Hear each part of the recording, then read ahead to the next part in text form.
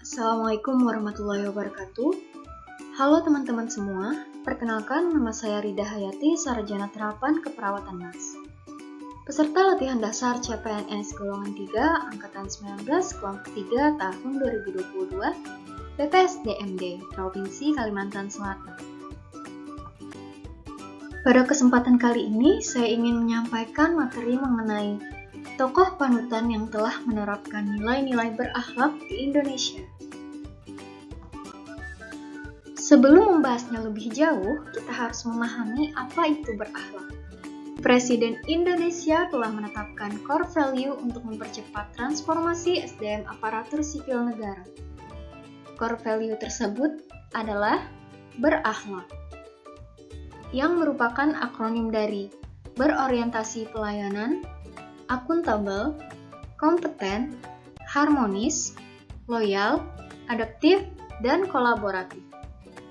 Pada kesempatan ini, tokoh panutan yang saya pilih adalah Bapak B.J. Habibie. Bapak Haji Baharudin Yusuf Habibie, atau biasa dipanggil Bapak B.J. Habibie. Bapak B.J. Habibie adalah salah satu tokoh panutan dan menjadi kebanggaan bagi banyak orang di Indonesia. Beliau lahir di Parepare pada tanggal 25 Juni tahun 1936.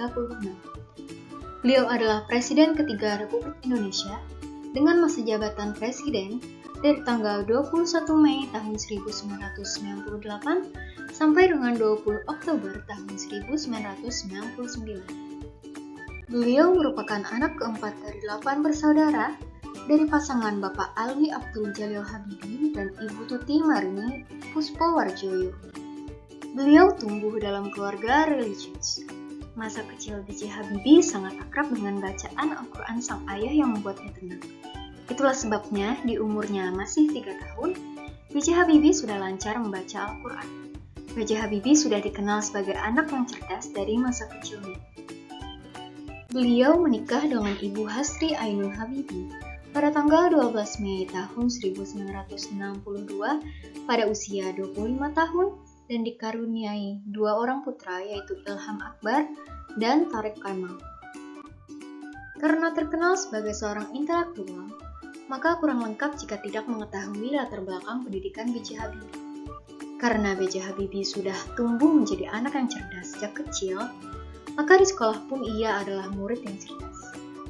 SMA Daugul Bandung adalah sekolah tempat B.J. Habibie mengenyam pendidikan, sampai kemudian melanjutkan ke perguruan tinggi di ITB, yang pada saat itu masih bernama Universitas Indonesia Bandung.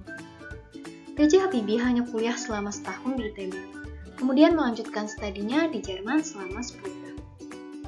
Kita akan memasuki pembahasan pada masing-masing core value. Yang pertama adalah berorientasi pada pelayanan. Berorientasi pelayanan berarti berkomitmen memberikan pelayanan prima demi kepuasan masyarakat. Ada 2 perilaku yang dapat kita lakukan dalam penerapan nilai berorientasi pelayanan. Yang pertama adalah memahami dan memenuhi kebutuhan masyarakat. Dan yang kedua adalah ramah, cekatan, solutif, dan dapat diandalkan, serta melakukan perbaikan tiada henti. B.J. Habibie membanggakan Indonesia dan menjadi panutan bangsa dalam membuat kebijakan-kebijakan. Beliau mampu membuat reformasi besar-besaran dalam sejarah Indonesia, khususnya bidang politik dan juga ekonomi. Berikut ini adalah salah satu tindakan-tindakan yang sudah dilakukan Bapak B.J. Habibie dalam mewujudkan nilai berorientasi pelayanan. Yang pertama adalah mengeluarkan program reformasi ekonomi dalam menangani krisis ekonomi yang terjadi di Indonesia. Selanjutnya, pemilu diselenggarakan secara bebas, dan demokratis pers yang bebas memberikan suara, sehingga tidak ada kekangan maupun tekanan dari pemerintah, sehingga membebaskan masyarakat untuk menyampaikan pendapat, usul, maupun opini. Salah satunya adalah dengan merdekanya Timur Leste. Kita masuk ke core value yang kedua, yaitu A atau akuntabel. Akuntabel berarti bertanggung jawab atas kepercayaan yang diberikan. Ada 3 perilaku yang dapat kita lakukan dalam penerapan akuntabel. Yang pertama adalah melaksanakan tugas dengan jujur, bertanggung jawab, cermat, disiplin, dan berintegritas tinggi. Yang kedua adalah menggunakan kekayaan dan barang milik negara secara bertanggung jawab, efektif, dan efisien. Dan yang terakhir adalah tidak menyalahgunakan kewenangan jabatan. Selama menjadi sosok pemimpin, Bapak B.J. Habibie menurut saya sangat mencerminkan nilai akuntabel. Bukti pertama yaitu beliau merupakan sosok yang jujur dan amanah. Beliau membangun fondasi pemerintahan anti korupsi. Hal ini dibuktikan sendiri oleh beliau yang pernah disogok dengan jam tangan mewah dan uang. Tetapi beliau tidak menerima dan memegang teguh prinsip yang dimiliki. Beliau juga merupakan orang yang bertanggung jawab, di mana pada tanggal 22 Mei tahun 1998, hari di mana Presiden B.J. Habibie menyusun dan menetapkan Kabinet Reformasi Pembangunan untuk dapat melaksanakan agenda reformasi yang ada. Selanjutnya, Keputusan Presiden nomor 181 tahun 1998 merupakan keputusan Presiden yang beliau keluarkan untuk Komisi Nasional Perempuan di Indonesia. Selain itu, beliau juga sebagai sosok yang disiplin. Pada masa reformasi, B.J. Habibie membuat suatu kabinet dengan nama Kabinet Reformasi Pembangunan untuk meningkatkan kualitas, produktivitas, dan daya saing ekonomi rakyat dengan memberikan peranan kepada perusahaan kecil, menengah, dan koperasi yang telah terbukti memiliki ketahanan ekonomi yang lebih kuat dalam menghadapi krisis. Selanjutnya kita masuk pada core value yang ketiga yaitu K atau kompeten. Kompeten berarti terus belajar dan mengembangkan kapabilitas. Ada 3 perilaku yang dapat kita contoh. Yang pertama yaitu meningkatkan kompetensi diri untuk menjawab tantangan yang selalu berubah. Yang kedua adalah membantu orang lain belajar. Dan yang ketiga adalah melaksanakan tugas dengan kualitas terbaik. Nilai kompeten yang dimiliki Bapak B.J. Habibie tidak perlu diragukan lagi. Yang pertama kita lihat dari latar pendidikan beliau. Seperti yang kita tahu, beliau merupakan seseorang yang memiliki intelektual yang tinggi. Beliau juga merupakan sosok yang cerdas. Beliau belajar tentang keilmuan teknik mesin di Fakultas Teknik di Institut Teknologi Bandung atau ITB pada tahun 1954. Pada tahun 1955 sampai 1965, beliau melanjutkan studi teknik penerbangan, spesialisasi konstruksi pesawat terbang di Jerman Barat. Beliau juga menerima gelar Diploma Insinyur pada tahun 1960 dan gelar Doktor Insinyur pada tahun 1965 dengan predikat summa cum laude. Selanjutnya untuk jenjang karir beliau. Bapak B.J. Habibie pernah bekerja pada sebuah perusahaan penerbangan yang berpusat di Hamburg, Jerman Barat. Pada tahun 1973, beliau kembali ke Indonesia atas permintaan Presiden Soeharto. Beliau kemudian menjabat sebagai Menteri Negara Riset dan Teknologi atau Menristek sejak tahun 1978 sampai Maret 1998. Gebrakan B.J. Habibie saat menjabat Menristek diawali dengan keinginannya untuk mengimplementasikan visi Indonesia yang bertumpu pada riset dan teknologi. Targetnya, Indonesia sebagai negara agraris dapat melompat langsung menjadi negara industri dengan penguasaan ilmu, pengetahuan, dan teknologi. Sementara itu, ketika menjabat sebagai Menristek, Habibie juga terpilih sebagai Ketua Ikatan Cendekiawan Muslim se-Indonesia atau ICMI yang pertama. Puncak karir Bapak B.J. Habibie terjadi pada tahun 1998, di mana saat itu ia diangkat sebagai Presiden Republik Indonesia. Setelah sebelumnya menjabat sebagai Wakil Presiden ke-7 dalam Kabinet Pembangunan 7 di bawah Presiden Soeharto.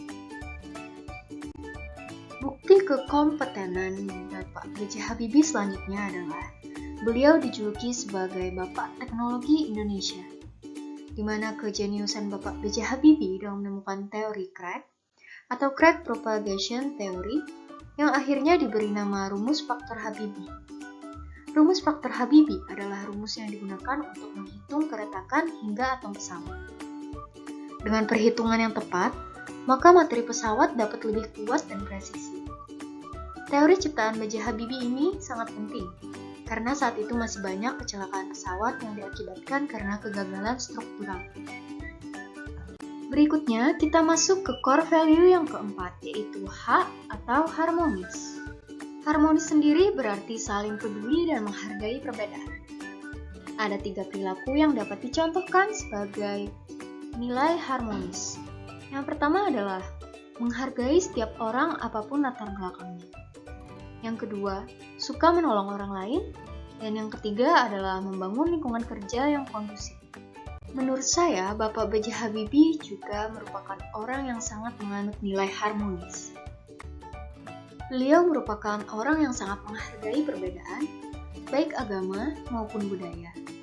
Tidak pernah ragu bergaul walaupun ada perbedaan agama, suku, dan ras, serta menjunjung tinggi nilai toleransi. Terbukti dengan berakhirnya diskriminasi terhadap etnis Tionghoa.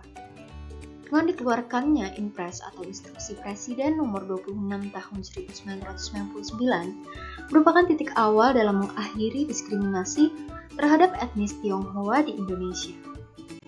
Selain itu, Instruksi Presiden atau Impres nomor 26 tahun 1999 ini juga menghapuskan kata pribumi dan non-pribumi, sehingga kewajiban bagi ASN agar memberikan pelayanan yang sama dan tidak membeda-bedakan pada semua warga negara Indonesia. Berikutnya, beliau juga mendapatkan penghargaan sebagai Sang Inspirasi Keluarga. Penghargaan ini didapatkan beliau dan keluarga oleh Pembinaan Kesejahteraan Keluarga, dikarenakan kualitas keluarga yang dimiliki dengan komitmen yang kuat, hubungan penuh cinta kasih, setia, dan siap berkorban. Bapak B.J. Habibie juga merupakan orang yang ramah dan dermawan. Bagi orang-orang di sekitar beliau merupakan orang yang sangat ramah dan baik kepada semua orang tanpa terkecuali. Beliau juga dermawan dengan membagikan sedekah setiap hari Jumat. Selanjutnya, untuk core value yang kelima adalah L atau loyal. Loyal berarti berdedikasi dan mengutamakan kepentingan bangsa dan negara. Ada 3 perilaku yang mencerminkan nilai loyal. Yang pertama yaitu memegang teguh ideologi Pancasila, Undang-Undang Dasar 1945, setia pada Negara Kesatuan Republik Indonesia serta pemerintahan yang sah. Yang kedua, menjaga nama baik sesama, aparatur sipil negara atau ASN, pimpinan, instansi, dan juga negara. Dan yang ketiga adalah menjaga rahasia jabatan dan negara. Menurut saya, beliau juga seseorang yang sangat loyal kepada negaranya. Beliau sangat cinta pada tanah air, dibuktikan dengan sikap beliau yang mengabdi untuk bangsa dan negara. Bukan hanya di negeri sendiri, nama B.J. Habibie juga sangat disegani oleh masyarakat dunia, khususnya dalam bidang ilmu pengetahuan dan teknologi. Pada saat beliau menjabat sebagai direktur perusahaan pesawat di Jerman, beliau mendapat panggilan untuk kembali ke tanah air dan menjadi Presiden Republik Indonesia. Tanpa ragu, beliau langsung memutuskan berangkat ke Indonesia. Beliau mengatakan alasan menerima tawaran tersebut karena inilah kesempatan B.J. Habibie untuk mengabdikan diri dan memberikan segala ilmunya untuk kemajuan bangsa Indonesia. Dengan alasan tersebut, artinya beliau juga ikut berkontribusi dalam pembangunan bangsa dan negara, terutama dalam bidang teknologi dan dirgantara. Selain itu, beliau juga membuat kebijakan pembebasan tahanan dan narapidana politik. Amnesti dan abolisi yang diberikan B.J. Habibie kepada beberapa tahanan dan narapidana politik, salah satunya kepada narapidana Sri Bintang, yang dipidanakan karena mengkritik kebijakan Presiden Soeharto. Pemberian amnesti dan abolisi ini dikarenakan menurut beliau, penahanan tokoh-tokoh yang berseberangan dengan pemerintah sangat mencederai makna demokrasi itu sendiri. Kita masuk pada core value yang keenam, yaitu A atau adaptif. Adaptif artinya terus berinovasi dan antusias dalam menggerakkan ataupun menghadapi perubahan. Ada beberapa perilaku yang mencerminkan adaptif.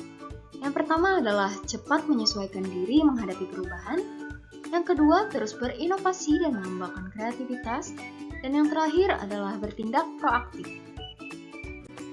Bapak B.J. Habibie juga merupakan sosok yang mampu beradaptasi dengan perubahan, di mana beliau mampu menjadi pemimpin yang baik saat menggantikan posisi Soeharto sebagai Presiden Republik Indonesia dan memimpin negara Kesatuan Republik Indonesia. Selain itu, beliau juga mampu mengembangkan kemajuan industri dan teknologi kedirgantaraan. Yang pertama dengan adanya teori Great Progression, B.J. Habibie sangat terkenal di dunia penerbangan karena teori ini. Teori ini digunakan untuk memperkirakan titik awal retakan pada sayap pesawat, sehingga dengan teori ini dapat meningkatkan standar keamanan, mengurangi kecelakaan, dan memudahkan perawatan pada pesawat terbang. Beliau juga mengembangkan pesawat N250 Gatot Kaca dan R80.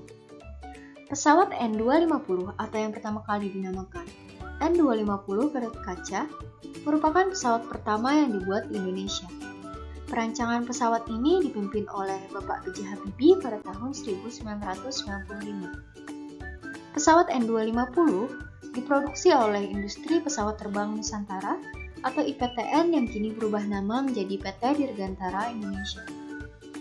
Pesawat N250 adalah satu-satunya pesawat turboprop di dunia yang menggunakan flywire dengan jam terbang 900 jam. Selanjutnya pesawat R80. Pesawat ini merupakan rancangan B.J. Habibie melalui PT Regio Aviasi Industri atau RAI. Pesawat ini mampu mengangkut 80-90 penumpang dengan desain kokpit yang modern dan menjamin kenyamanan penumpang selama mengudara. Selain itu, pesawat R80 juga mampu melesat dengan kecepatan hingga 330 knots atau sekitar 611 km per jam. Sedangkan kecepatan ekonomisnya mencapai 290 knots atau sekitar 537 km per jam. Dalam sekali terbang, pesawat R80 mampu menjangkau jarak 1480 km. Selain pada bidang industri dan teknologi kedirgantaraan, beliau juga mampu beradaptasi pada bidang ekonomi. Beliau mampu memisahkan Bank Indonesia menjadi sebuah lembaga independen dan bebas intervensi pemerintah.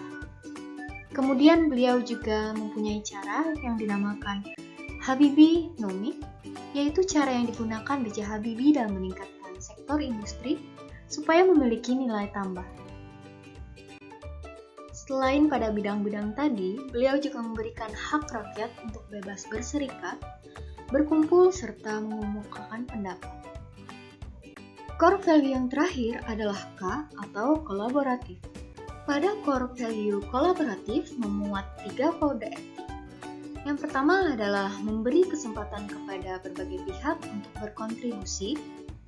Yang kedua, terbuka dalam bekerja sama untuk menghasilkan nilai tambah. Dan yang terakhir adalah menggerakkan pemanfaatan berbagai sumber daya untuk tujuan bersama.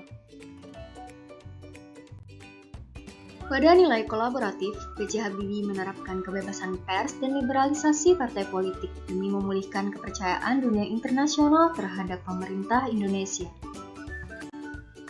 Selain itu, Habibie juga bekerja sama dengan organisasi multilateral seperti CGI atau Consultative Group of Indonesia, IMF atau International Monetary Fund, WB atau World Bank, ADB atau Asian Development Bank, dan ILO atau International Labour Organization untuk realisasi reformasi pembangunan ekonomi Indonesia. Bapak B.J. Habibie wafat di Rumah Sakit Pusat Angkatan Darat atau RSPAD Gatot Subroto pada usia 83 tahun pada tanggal 11 September 2019 akibat penyakit yang diderita beliau. Hal ini menimbulkan duka yang besar bagi Indonesia. Itu tadi adalah semua core value berakhlak pada tokoh panutan saya, yaitu Bapak B.J. Habibie yang dapat saya temukan. Semoga setelah menonton video ini, kita dapat mengambil contoh dari Bapak B.J. Habibie dan juga mengaplikasikan nilai-nilai berakhlak pada kehidupan sehari-hari maupun lingkungan kerja. Saya mohon maaf jika masih ada kekurangan dalam penyampaian materi. Dan terima kasih kepada teman-teman sudah menonton video ini. Akhir kata, saya ucapkan wassalamualaikum warahmatullahi wabarakatuh.